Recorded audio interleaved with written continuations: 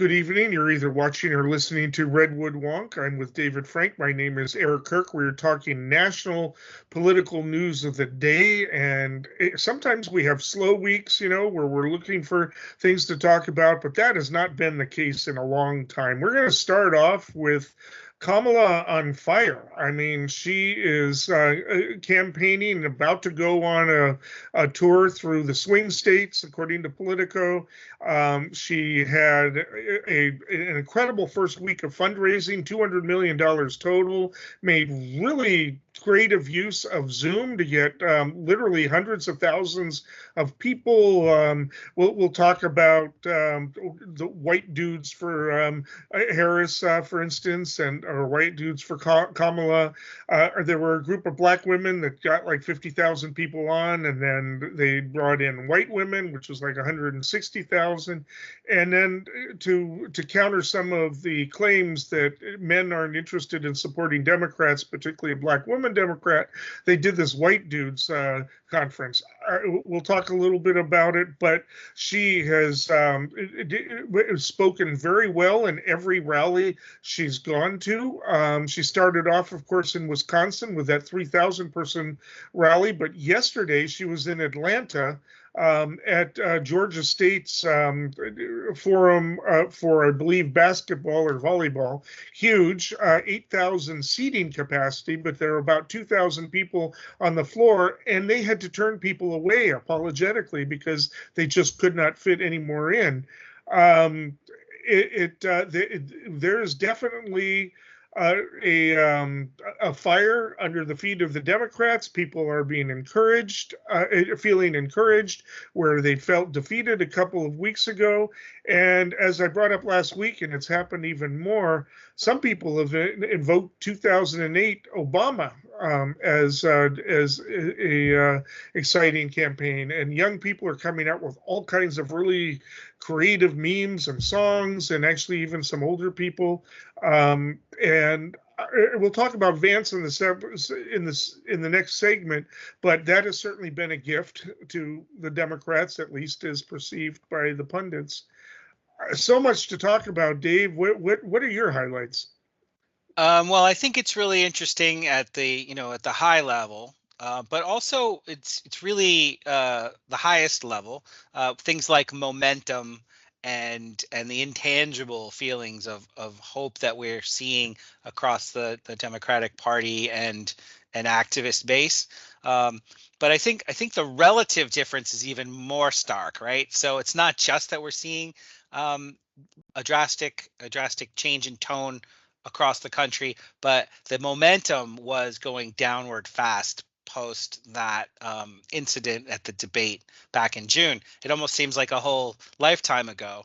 But to compound the fact that the Harris campaign's really been doing such a tremendous job of I was talking to somebody recently and I said they probably have some of the best PR people in the world playing three-dimensional chess, because it almost seems like they've got all the lanes kind of plotted out, and they're moving they're moving forward in many ways simultaneously.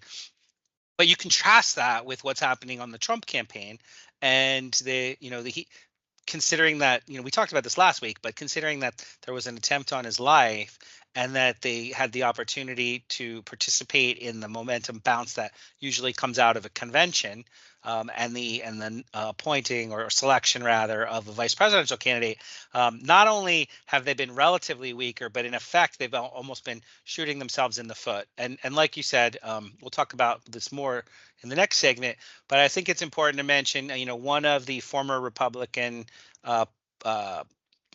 PR specialists, insiders that worked for George Bush, when George Bush Sr., I think, actually, when he was president, said that the Trump campaign looks offensive, ignorant, and graceless. I think that was the quote. So the idea is that they're actually, the difference couldn't be more stark. And so in addition to those high level changes, I'll just keep this real brief at this point, but polling is also beginning to show this pivot, and it's only in its first couple of weeks really, right, since this change has happened. but we're already starting to see some pretty big changes, and then that in and of itself is indicative of how the race has changed so drastically. I mean, one of the things, you go to her favorability ratings and it shoots up. If you go to that chart, it was kind of going down, leveling off, and then it just shot up over the past week. And yes, she's neck and neck in just about every swing state at this point. Significantly ahead in one poll in Michigan, like 10 points in one poll. I think that's an outlier, but still enough to create an outlier like that. But she's doing well in Georgia. I haven't seen any polls on North Carolina yet, but they are targeting that state as well. I also haven't seen any polls in Arizona, but in Pennsylvania, Wisconsin, Michigan, and Georgia, she's doing very well. I think within 2 points in Georgia, when the Democrats are almost ready to write that one off. So Eric, before you go on further, let me just give some numbers behind what you just said, because I have the picture in front of me that the favorability gap for Kamala Harris, she was like a -14, and immediately since her not nomination, but since it became clear that Biden was no longer going to run, that's cut in half. So now her positive negative differential is only like 7%, and it doesn't matter so much what the raw number is, but the idea is that half of the gap between her, that's closed, which is a really big deal. And let me, you named some states. So the poll you mentioned as a potentially an outlier, which is Michigan, that's Morning Consult Bloomberg Morning Consult. Easy for me to say. Bloomberg Morning Consult poll. So yes, people have been saying that's an outlier, but if you just look at that set of results they published when they published that, Georgia, it's showing as a tie.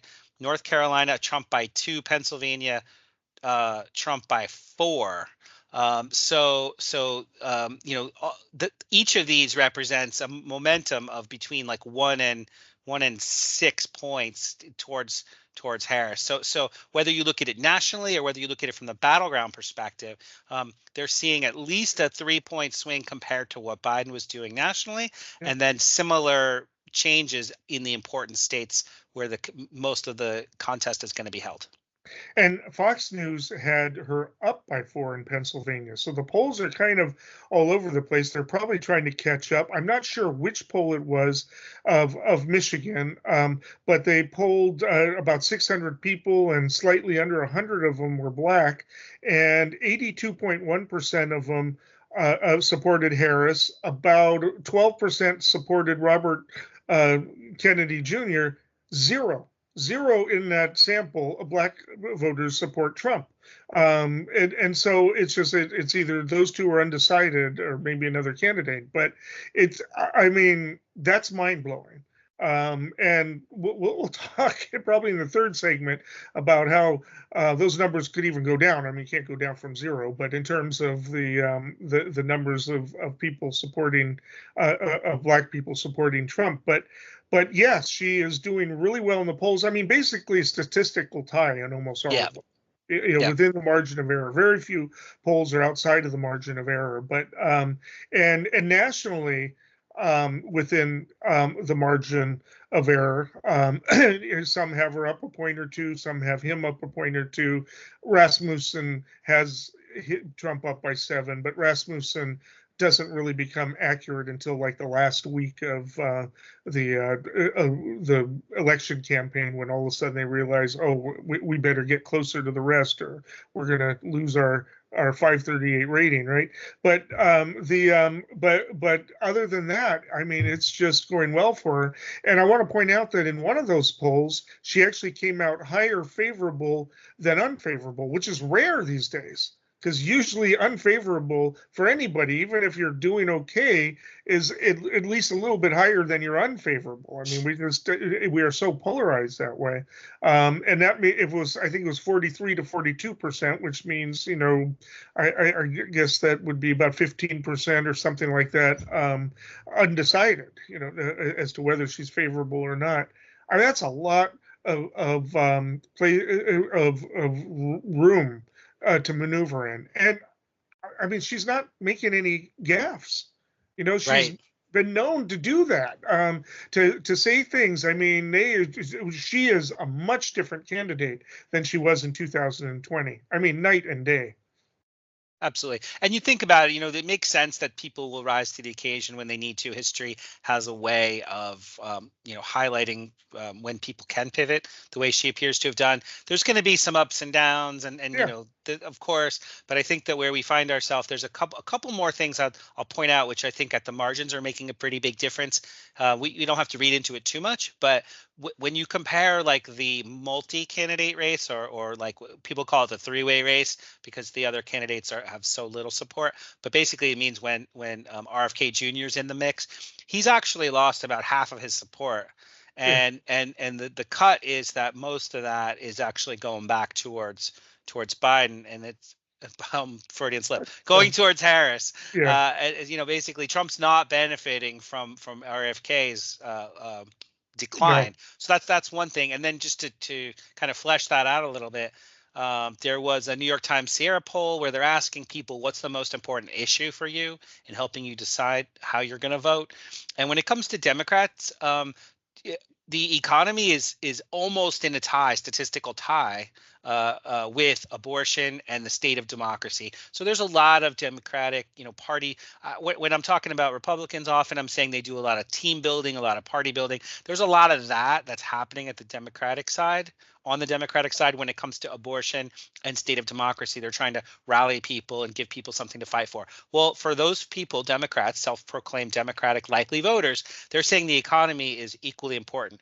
But when it comes to other people, like the entire population of all registered voters, the economy is actually over 25%, right? So it's not quite double as important. It's significantly more important to most people than it is to Democrats right now.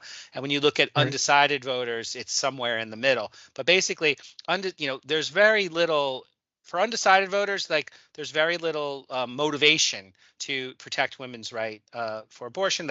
They're not considering that their most important issue.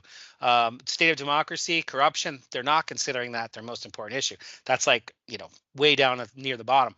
Economy is the biggest. So that's a long way of getting to the economy is not doing that badly right now. Whether you're talking about unemployment levels are low, or you're talking about inflation, it's moderating. When you're talking about GDP, it's increasing. You're talking about corporate profits and other things like the metrics that people use to assess. Now, granted, it's imperfect. There are a lot of people in stress and duress. There are some fundamental structural problems. There's plenty of things we could criticize, but that's a different show. What we're talking about right now is when on the margins are people. Is the economy so bad that it's inspiring people to vote for the other party no matter what? And that doesn't appear to be the case. And that's the most important issue on the margins. And the economy could get better. I mean, the Fed is talking about reducing rates in September. They haven't committed to it, but they're talking about it. If that happens, I'm not sure the economy is going to be a factor, at least not favoring Trump. And so I want to talk about this and lean into it as it gets into who Harris' VP might be. Now, you and I both predicted Shapiro last week, and that's still a very strong possibility. Pennsylvania is a big state. Needs to be won by it's going to be hard to win the election either side without winning Pennsylvania, and but a new player has risen, and I don't want to get too far bogged down, but Governor Walz, who we knew about last week, but has really attracted a lot of attention. He's a governor of Minnesota, has a lot of appeal, a lot of union contact, and involvement, and just seems to be brilliant when he's speaking. There's a lot going on there. So she's got several choices, and then she still has Kelly too, if she wants to guarantee Arizona, which is also an important race. I mean, not guarantee, nothing's ever guaranteed, but to increase her chances. Any thoughts on the VP race while we still have time? Yeah, absolutely. So I'll just say this, like I'll frame it this way. right now, starting tomorrow, the delegates for the Democratic Party are going to begin their virtual endorsement.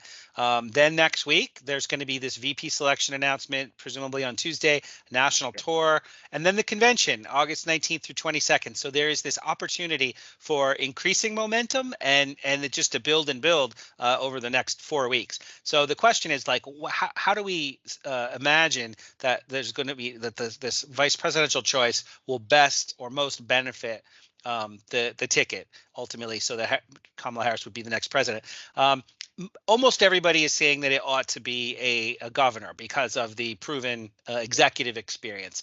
And like you and I have insinuated, we think from an establishment perspective, from like our perceptions of the party and how they typically roll, it will probably end up being the governor from Pennsylvania, Shapiro.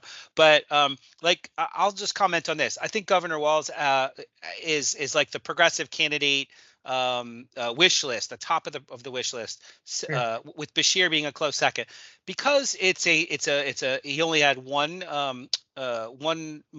majority vote in the legislature, so it was a very evenly split legislature. But he was able to get passed and sign into law.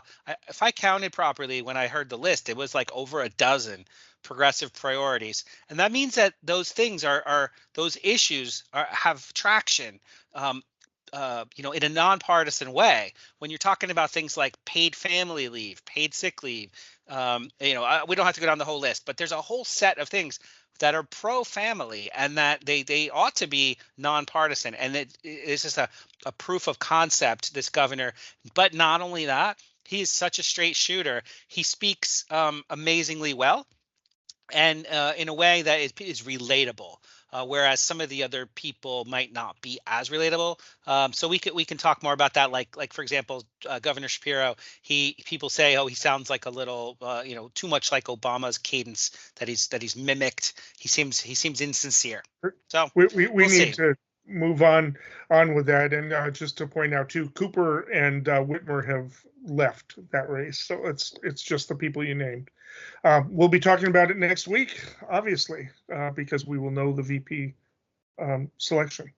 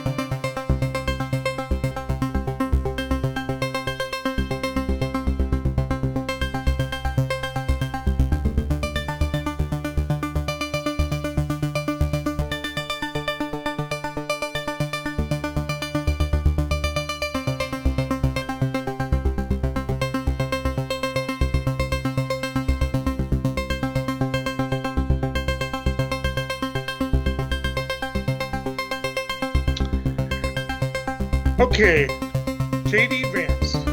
We talked a little bit about him last week. He was the chosen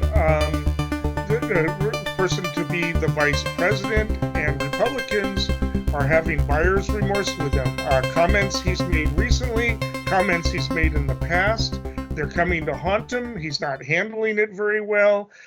He also is kind of boring when he talks. He's putting people to sleep. He didn't used to do that. I don't know what's going on, but he's like making really bad jokes. And then to make it worse, he's pausing to wait for laughs that just aren't coming. I mean, and he could probably clean all of that up. But the fact of the matter is there are people, Republicans, that are wishing he had not been chosen.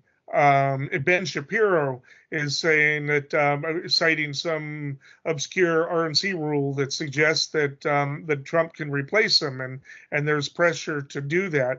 But we talked last week, the cat lady theme, that's just all over the internet now. The sofa. What was it that Matt told me before the show? Does he have consectional sex. I mean, I'm sure I messed up that joke, but it's going out there. Right? They've got memes of a furniture store where it's got a picture of him and it says this man not allowed in store, right? I mean, and it's dumb. I mean, it's just something that a horny teenage boy did. Horny teenage boys do weird things, and and he was honest about it. But when you're running for president and you've got other stuff going against you, it's not something you want to be dealing with, right? I mean, it's just and having to explain, and he's very rightfully avoiding that topic altogether. But he's trying to come back again. He's got this obsession about people who have children versus people who don't. He doubled down and said that people with children should have more voting rights because they've got more of a stake in the future. People without children should be taxed more to, I guess, pay for the people having children. I don't know, but he doesn't seem to be able to come back from it. And even Trump seems to be distancing himself from his own VP pick. It's not something Trump needed with this transition. It's aggravating the troubles he's running into. He may still be the favorite to win this, really, but you're right from your beginning. Nobody's talking about the assassination attempt anymore, except there are questions as to whether he was hit by a bullet, right? Which Ray, all he did, he was asked by Jordan about it, and Ray just said, "I don't know." And then the Republicans did a freak out on that, and so you've got Trump is really struggling right now, and his VP choice isn't helping him. Right. That's right. And so that's what this segment is supposed to be about, this buyer's remorse with Vance, JD Vance. So there's a couple different ways to I guess to assess the impact here. And one incredible way is like, what are people incredibly insightful way is, people are saying, well, what are people actually talking about? When you're talking about the statements people made in the past that you have to distance yourself from, instead of some positive outlook for the future. Oh goodness. Then the idea is that you're talking about that the wrong element of your message is making it to the limelight here. So the purpose of picking JD Vance to consolidate Trump's power with the MAGA base and with the party writ large, while keeping the establishment off the ticket, right? Like, I've heard that said several different places. If he picked somebody who had any kind of, legislative experience or significant career accomplishments in public service, then they would have potentially their own agenda and their own power base. Whereas JD Vance's power base is basically, what's considered the, Silicon Valley billionaire class of venture capitalists and tech guys that kind of backed him strongly. Also, some of the sort of right-wing media folks, or there, there's also the movement folks like Charlie Kirk, his group, Turning Points USA. Also, you heard, Tucker Carlson and the lots of folks. What pejoratively are called militant conservatives, social conservatives rather. But so the problem is that what JD Vance's gaffes and statements, maybe they're not so much gaffes, but his positions, that it's a risk to Trump, because this is a large set of targets for Harris and her team. They now have, with Vance, they've got all those things he said, and he's doubled down on many of these problematic positions. You mentioned the childless cat ladies. The part of that that's so cringeworthy is that he's saying, why would we turn over our country to people with no stake in the future? So suddenly what you're saying is, if you don't have children, then you don't have any stake in the future. But that doesn't go over well. Like, there are a lot. He was at one point referring to Kamala Harris, who in fact has 2 stepchildren. Correct. And he doesn't seem to grasp that stepchildren, like adopted children, people, that is a stake in the future. If you're emotionally connected, but anyway, I just. Yeah, no, that which is true, but so this amplifies and exacerbates the problem of reproductive rights, abortion rights, women's rights to choose. This is already such a motivating topic issue across the country, even strongly in red states, as we saw in some of those elections over the last 2 years, where there are, I think it was like Kentucky and Missouri and Ohio, and I don't even remember all the states that have at this point, but where they've actually, independents and Republicans have turned out in favor of reproductive rights to defend them in their own states. So this, in other words, the Trump team's already got an uphill battle with this being such a polarizing issue. And Trump being the one who nominated those Supreme Court or appointed those Supreme Court justices that did overturn Roe v. Wade. But so now with Vance doubling down in such a callous way, such a dismissive way, it's not good for them. And I'll say one last thing here, and then I'll hand it over to you.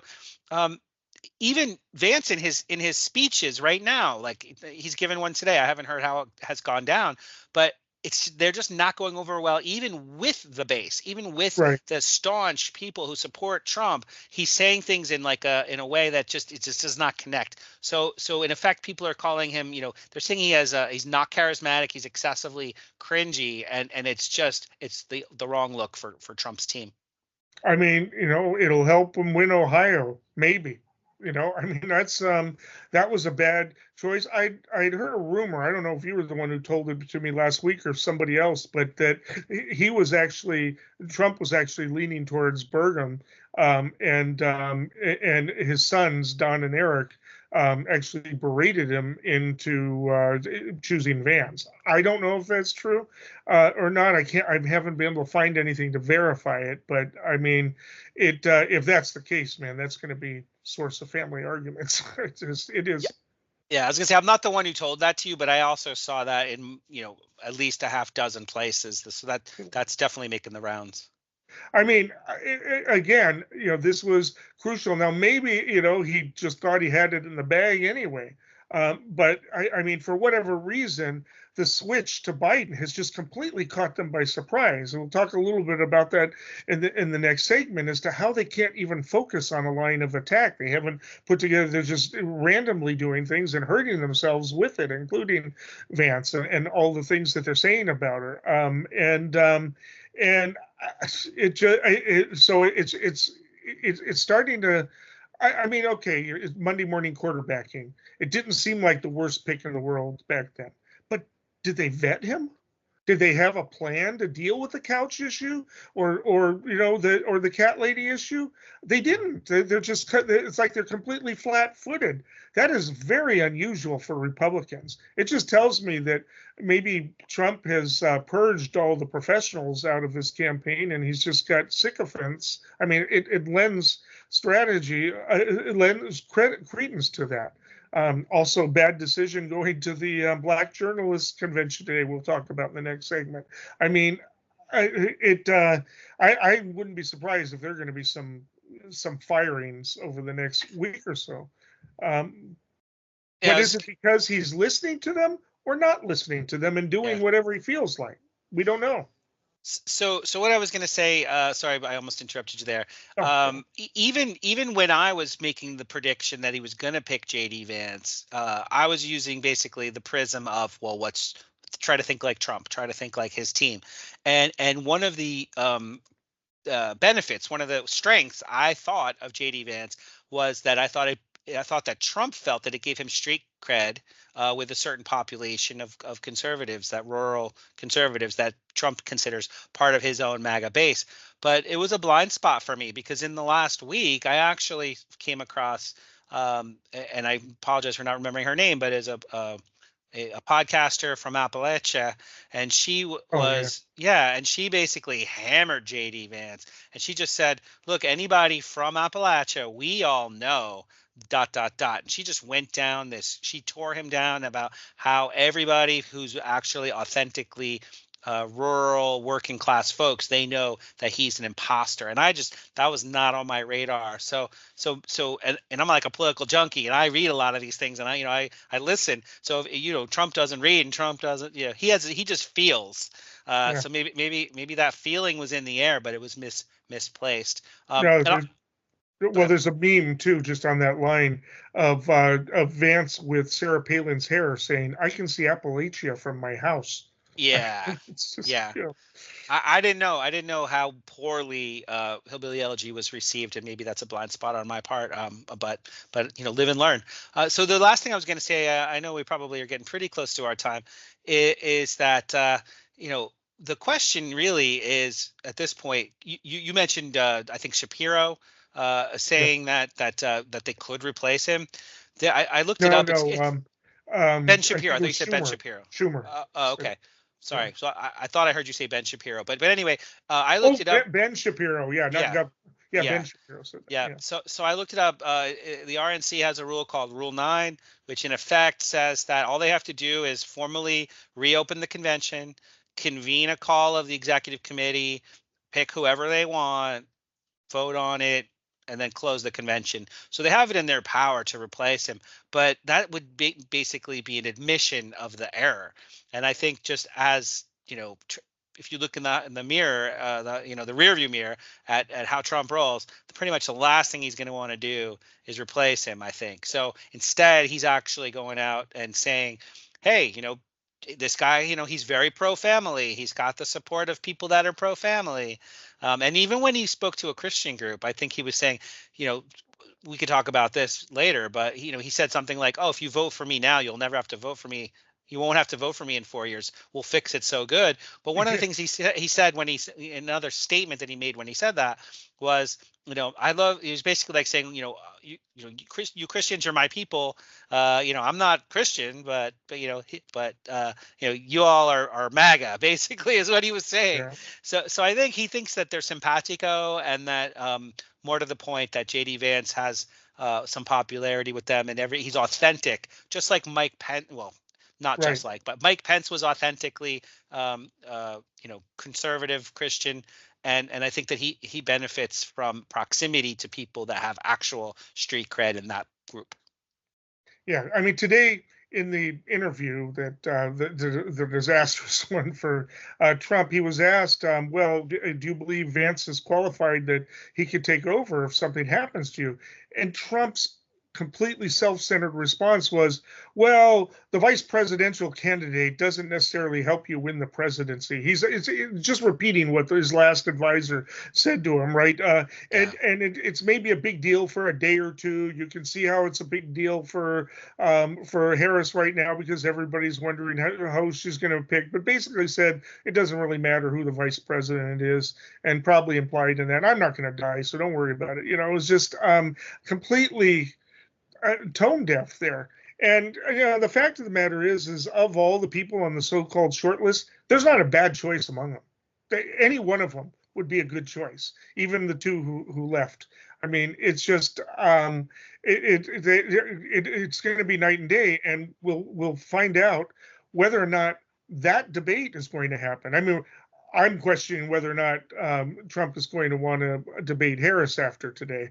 But he was attacking her for the journalist for being ABC. I have no idea if she even is ABC, but he attacked it saying, that's fake news. But we'll again, I don't want to get too far into that, but whether or not he shows up, and if he's not going to show up, then I don't think they're going to have Vance show up to debate any of the people on the list for Harris's VP. Harris needs one thing. She needs basically a moderate white guy feel to kind of balance things out, and somebody who's good, and they're all good, and so that is a big detriment. Can Trump turn this around? Yeah, he's still even in the polls. He's got MAGA behind him all the way around, but man, they have floundered over this past couple of weeks, actually. I think starting with Trump's closing speech. I'll let you close this out. Yeah, there was a pretty interesting quote in the Hill. It was an opinion piece, so I'm not attributing it. But I think it wraps this up. It says, it sums this up quite well. Vance somehow managed to merge everything voters found unlikable about today's far-right political elite into one candidate. From his grating libertarian techno-utopianism to his terminally online jokes and a Ron DeSantis-esque awkwardness, Vance has become Trump's unexpected gift to Kamala Harris and the resurgent Democrats. So that's pretty damning. Well, thank you, Peter Thiel and Alon. Yeah.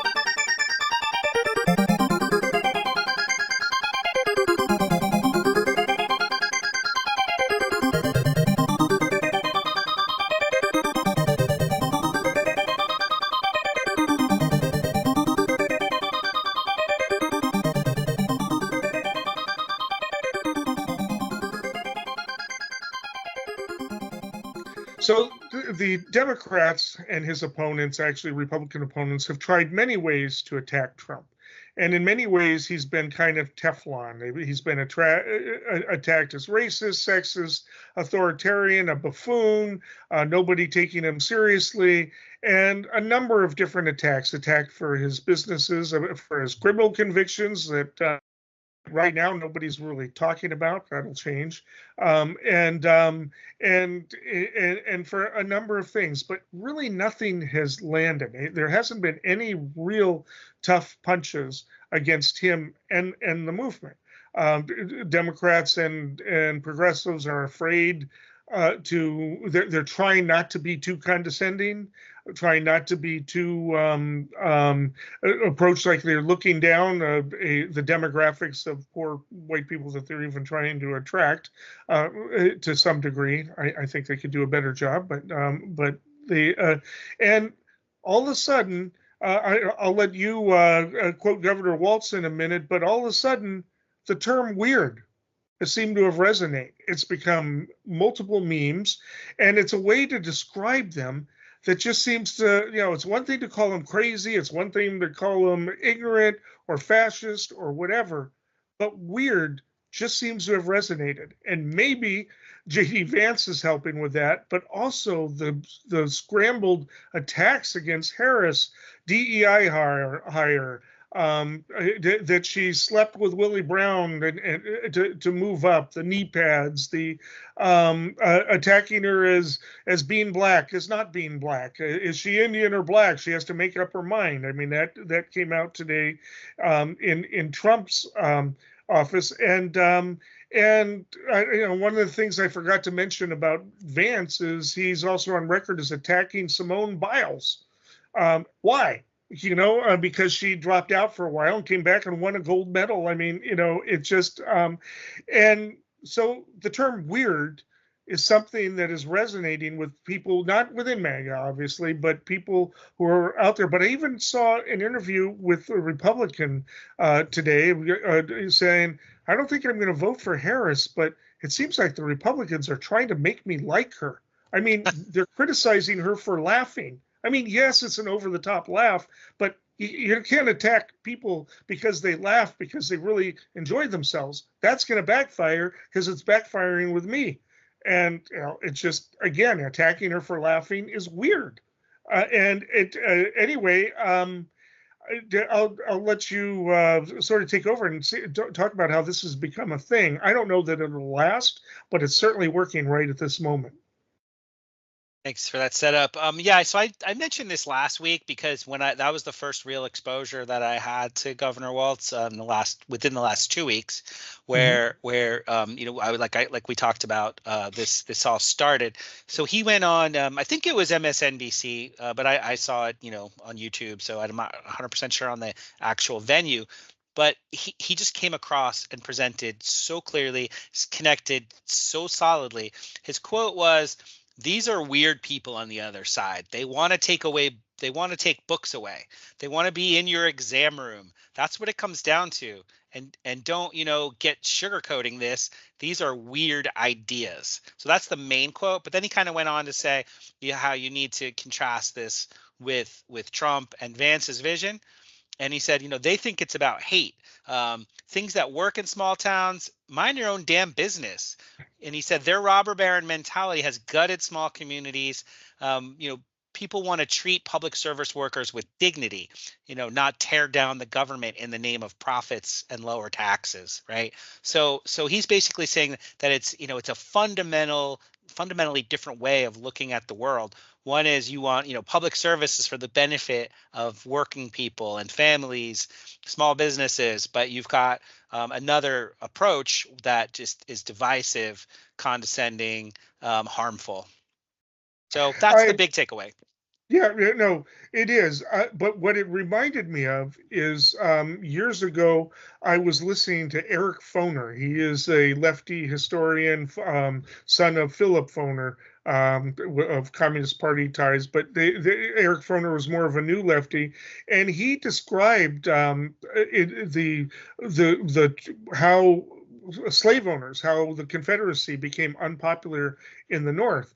For decades, they've been trying to convince people, the abolitionist movement, that they were immoral. Finally, some rhetoricians got in there, and I don't know if they used the term weird, but Eric Foner's it was more effective to label them as weird or degenerate rather than immoral. I mean, this is what works, and I don't know if Waltz intended it for to become this kind of a thing, or if he was just like looking at it and saying, "Yeah, that's weird," but it is caught on and it is on fire online. Maybe a little overdoing it at this point. We'll see, and they might pull it back a bit or have to, but. You look at the performances of it. They could not. I mean, at no point did Trump ever thank Biden for his service. Right? Having done that, that's how a normal person would do it. A normal candidate, even if they didn't mean it, they would say it.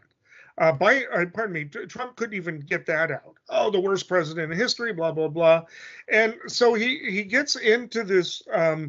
There was a lot of flack about this showing up to this conference in Chicago today, and NAJB. I keep forgetting to look up what it stands for, but it is basically Black reporters there, and there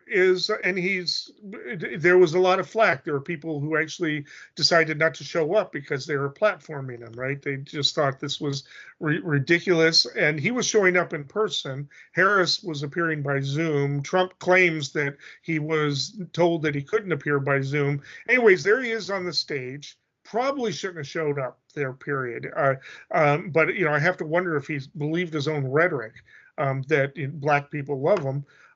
And he's, anyways, he is it's the National Association of Black Journalists. Got it. And so he is asked the question, and she asked the question, naming some of the things that he has said about Black people or attacking individual Black people, and basically said, why do you think Black people should support you when you say these things? His response: I have never been asked a question in such a horrible manner. First question: you don't even say hello, how are you? Are you with ABC? Because I think they are a fake news network, a terrible network.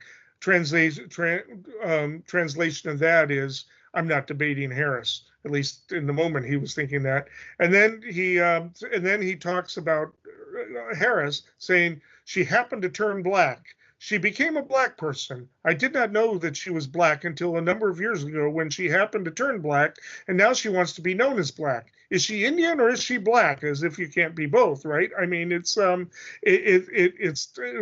almost hilarious, and I can't tell you how many MAGA people I debate who say she shouldn't be calling herself an African American because she came from Jamaica. And I would say, do you think that there was like an independent creation of Black people in Jamaica? Where do you think they came from? And they just said, well, she's she's from Jamaica. That's it, because that's the line, and therefore not African American. And then that translated as to not being black, because after all, she called herself Indian, and it's been debunked all over the place. She's identified as black since she was involved in black student groups as an undergrad.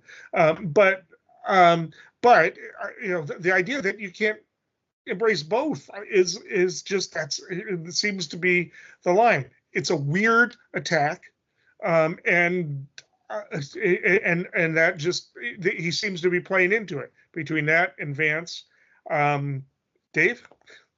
Yeah, so I didn't get a chance to watch the entire recording of the most recent Trump gaffes at the journalists event, but I saw the headline bullet point version, and basically, did you get to see the end when his aides came onto the stage to rush him off?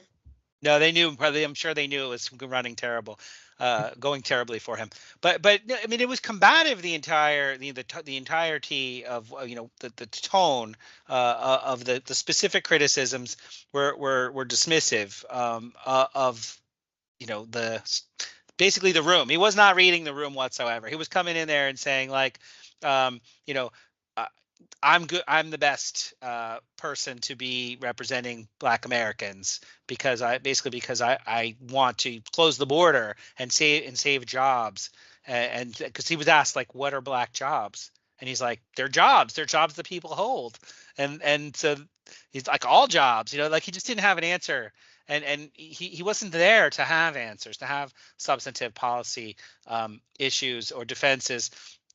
So I thought that was worth mentioning in light of we're talking about why is MAGA perceived as weird right now, and it's because now the rubber's hitting the road. Now we're talking about actual policies, and so Trump's sort of been to a certain extent a one-trick pony when it comes to the border, the economy, and crime. He's basically kind of lumped that all together and saying that, hey, your economic insecurity is because other people are disrupting the way America ought to be. I'm not going to all the slurs we know. You go Google them. He said every slur possible during the campaign acceptance speech. When he at the convention, when he accepted the presidential nomination, it was a lot of that rambling off the cuff stuff was the same line of attack about anti-immigrants and how awful that whole population is. Granted, you and I know from a policy perspective, the border is an important issue, but to then turn it into a xenophobic hate speech to a certain extent, that's the lane that he's in. But that plays. The thing is that their team that plays well to the base, at least not all of the base, but people have reported that JD Vance is actually pretty popular on 4chan, which is sort of this dark side of the web, and that all these that's where oh my God, I'm so glad I can't remember the name of that conspiracy right now. Oh, QAnon. The whole QAnon thing, like that's where people go to troll. That's where people go to vent. That's where people go to rhapsodize about how awful things are. Well, they're saying that Trump Jr. is his messages are very popular there. Donald Trump Jr. And Donald Trump Jr. He was one of the main, as you talked about, supposedly one of the people whispering in former President Trump's ear about the importance of J.D. Vance. So what I'm getting at is these are unconventional positions by any measure. But they are supported by people that have great vast resources, and that there is an appeal to when Elon Musk or Peter Thiel, when they say, hey, this is our we're supporting certain changes in government because of our interests, that they are being seen. The takeaway here is that the Republican Party now, Donald Trump now, they are seen as responsive to special interest donors, fossil fuel industry, hedge funds, cryptocurrency, but that's not in alignment with probably what is necessary to be an effective leader. So it seems to me that the reason that this weird is sticking is because the messages that play well to the base don't play well to the general public. Yeah, no, it's not. And he's stuck because he needs to expand his base right now. He needs to. He's got the people motivated, and I think some of them are still motivated by the assassination attempt and all of that. So he'll probably will get a good turnout from them, but he needs more than that. He can't win with that alone at all. He needs definitely to get some people out there, and moderates and independents, they can't be happy with his conduct around attacking her. Now, Chuck Todd today said that he finds it dubious as to whether or not the country is ready to elect Kamala Harris, black woman, all of that. Todd, I have a hard time with his analysis sometimes. It's a little predictable, but he did say that while Harris can't win it, Trump can lose it, and he's looking to do that. It's almost like he's trying at this point. I mean, there really hasn't been any good news for him since the convention that I can think of. Nothing. Right. I mean, there hasn't been anything that has gone well for him. He's had some big rallies. He said my rallies are bigger than Kamala's. Well, as of yesterday, that's not true. So he's going to have to come up with something else. And the question is what is going to be their line of attack? How are they going to attack her? I know they can attack her on certain policies. They're going to attack her on positions she held. But, the whole radical associations of the past thing didn't work against Obama. Will it work against her because she's from San Francisco instead of Chicago? I have a hard time seeing that. But maybe they're talking about a Maoist she worked with. I mean, you can't be involved in politics in San Francisco and not have not worked with somebody who at least was a Maoist at one time.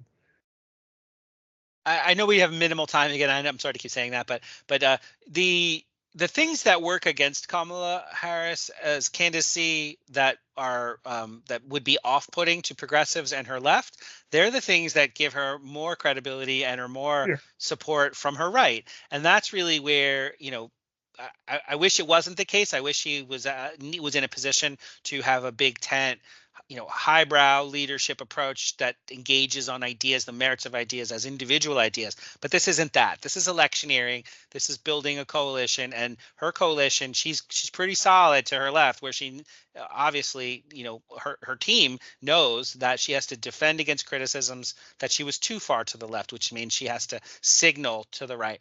So I think that there's going to be more of that signaling. But you're saying, like, what could be her weakness? That's the other piece. Or their plan of attack. I mean, even what they tried, like attacking her for being tough on crime, right? I mean, maybe that's trying to undermine her support among progressives, but progressives already know that, Right. So. Yeah, I think her Achilles heel right now might just be that it's a lose-lose situation. Foreign policy, from a foreign policy perspective, it's a challenge. There's quagmires. There's 2 wars. Donald Trump saying he doesn't think we should be in wars, and he would, I don't know how credible that is, but that's his line, and he he's going to stick to it, and he's going to point to the Biden administration and their interventionism around the world, and Harris will get they'll try to bring her down with that, I think. F-16s were just delivered to Ukraine today, the first few. We'll see how that plays. How will Trump use it?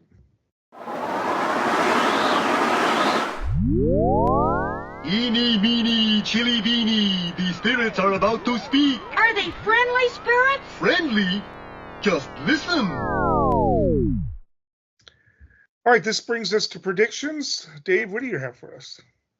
So I think the writing is on the wall here. And if you look at the battleground states, we're seeing momentum that is in effect unprecedented. I think there's a new morning again in America, for not just for Democrats, but for anybody out there who was looking for example, dual haters. The people were saying, I hate both candidates. People were running towards maybe 15% of the people were running towards RFK. People wanted some other option. Well, now that other option has emerged, the momentum is swung, and these decisive changes are afoot. And so the battleground states are like the canary in the coal mine. We're actually seeing people shift in real time. It's only been a week and a half, 2 weeks. So my prediction is that we're going to continue to see increasing momentum for the Harris presidency, right through the convention, beyond the convention, to the point where she will become the favorite within, 6 weeks or less. And I think that bodes well for her chances overall. Right now, it's like 60-30 for her, according to Nate Silver. I think that's going to go to even money within 8 weeks. And at that point, Trump would have to debate her because there's nothing else to change the course. Well, I'm going to change my prediction from last week. I'm probably going to regret this, but we both predicted that Shapiro would be her VP pick, and it makes a lot of sense. But there's some reasons for her not to do it. And one is she needs to take all three, Michigan and Wisconsin and Pennsylvania. Shapiro is popular in Pennsylvania. We don't know if that's going to extend to the other states.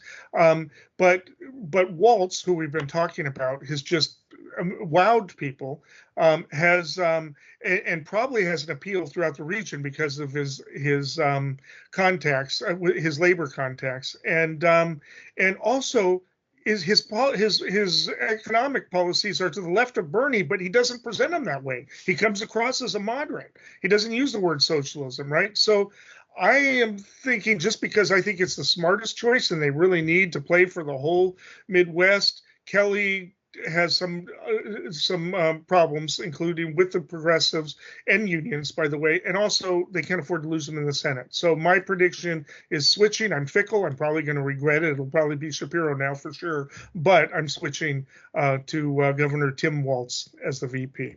We'll find out if I'm right soon enough, but until next time, stay informed and stay engaged.